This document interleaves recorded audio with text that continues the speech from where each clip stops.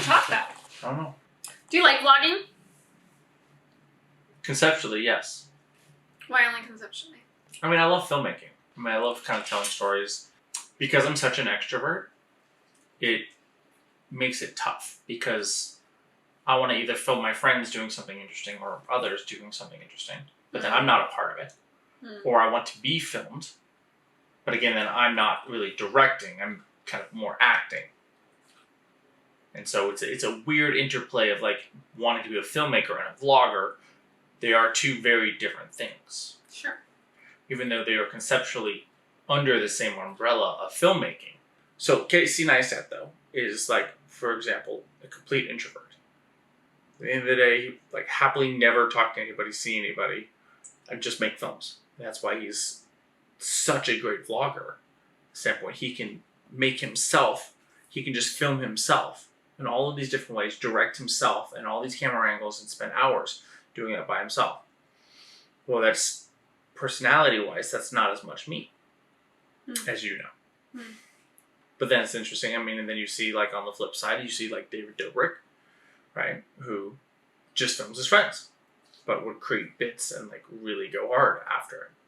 So, I don't know. But then I like it because, you know, I get to light it like this, and it looks really cool, and it's, you know. But you keep coming back to it. I do. I feel like there's got to be something more about it that you like, and maybe the like is something different. I love it because it's filmmaking and it's getting better at it, and I think I would like to make vlogs that are more story driven. And right now we're trying to do the daily vlog, but it's a weird balance between living life and doing the vlog. Because you don't really want the vlog to be your daily life. Yeah.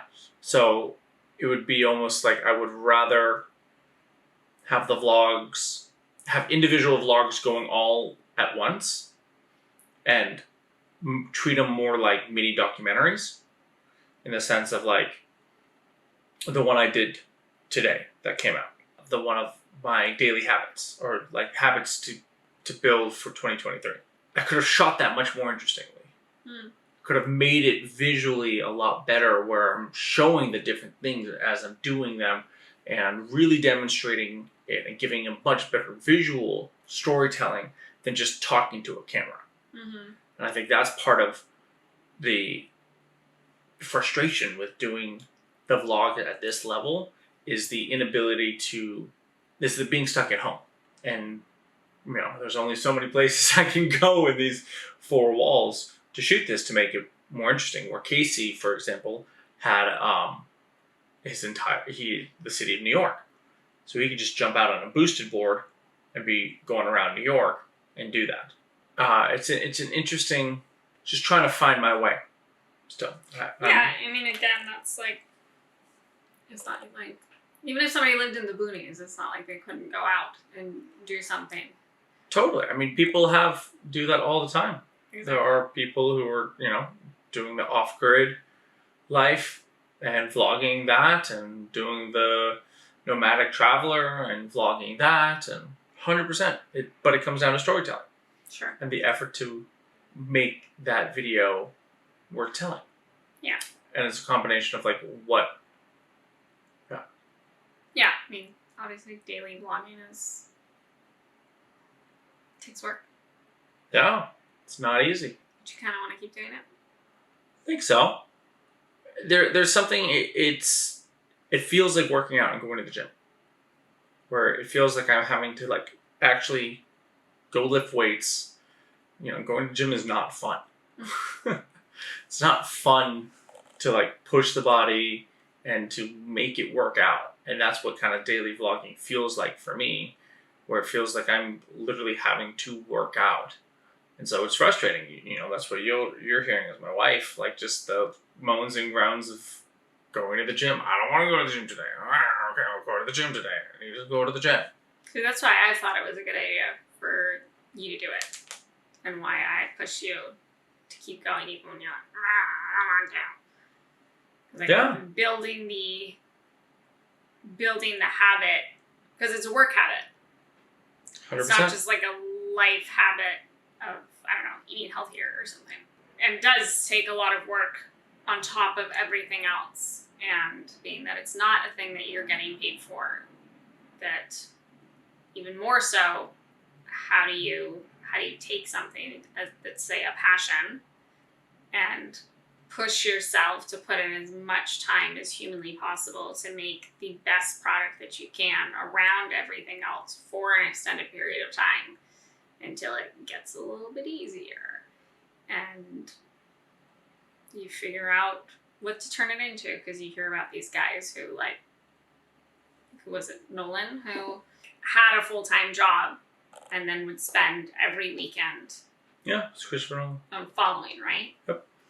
Yeah, would spend every weekend doing that. And as we know, it's very, at least for us, many other people are better, but for us, it's been easy to be like, let's do it tomorrow, or next weekend, or oh, this thing is going on, or this, that, like come up with all sorts of reasons and excuses. And if you have that there that you have to do, you have to get done, then you More just likely figure to it get out. done. You just figure it out and you make it happen. Yeah. Daily targets. 2023. Discipline. Daily targets. But I do feel like there's a way. I mean, you're on this is day 27 or something? Yeah. Out of 100. Obviously, you don't want to do 100 days of stuff that you're mostly not proud of. Or you're like, that was stupid. Like, what's the point of having spent all that time on it? Just so what? A few friends can be amused by your whatever. Like, that's obviously dumb. That's not a good reason to do it. No offense to guys that like it. You few lovely people. But yeah, like, how can you push yourself within the time frame that you know that you have to work on it, within the resources that you have to do things that are more creative? And I think part of that is thinking ahead, which you were kind of starting to do last week, but then you were also working and just wanted to have a Boxing Day. Yep. No. Yeah. So, and then you had a fun little experience doing the vlog one day for me. Yeah, I talked all about it. If anybody watched it, you should go watch it. I'm not gonna freaking tell you now. Go watch my 15-minute. But what were your thoughts after having done it for the first time? Said I loved it. I thought it was amazing. I was surprised I had that much, but it didn't seem hard at all to do that much, to film that much. I filmed like 45 minutes of stuff. I didn't find that hard to do. I felt like I still had, I spent like 5-6 hours undecorating the house from Christmas. I barely filmed any of it. I certainly wasn't spending time doing much of anything. So the filming time in there was like 7 minutes. And yet, like, there was so much time that I felt like I had to do other things. Mm-hmm. And there wasn't like chill time. There was no sitting and watching TV, or like, I didn't check my email until really late in the day. It was fine, but I found it interesting how much time that I actually had in the day. And that between filming and editing, that was probably about 5 hours of my day. And yet, I still got tons of other things done. More than I get done sometimes in another day.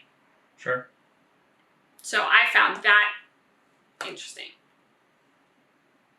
That when you, like, really putting something more on my to-do list. Not like a little bit more, but then it doesn't really get done. Like, how do I really throw on more than I think I can maybe get done in a day? And I couldn't do everything that I wanted to do. But nevertheless, I was forced to just keep moving and keep doing the next thing because seemingly I didn't have enough time to do everything. And I was fighting against whatever. That was my personal experience from my one day. But there's an aspect of feeling like, oh, I probably could have kept doing it pretty much every day after. I probably could. I don't think it's as... Yes, I understand it takes like some real gusto to make yourself do that every single day, but it's more just the making yourself... I personally think that more of the on it or feeling like you can't is mental than actually the physical inability, it's always mental. or the lack of time, or the Yeah. I definitely- only it's have my definitely house mental. or whatever. Like, It's definitely mental. But that's why I'm not saying I'm giving up on it. good. That's why I'm just kafutzing about it all, like a cranky old Jewish man would. Yeah, but you guys don't want to see him kafutzing. This is what Courtney and I talk about at night. This is our conversations. This is what goes on behind the scenes. I gotta You gotta go deliver a trailer to Arizona. and hopefully not get stuck in the snow. Yeah, it's gonna be a fun adventure. Goodbye. I'm gonna go eat chocolate. Mwah!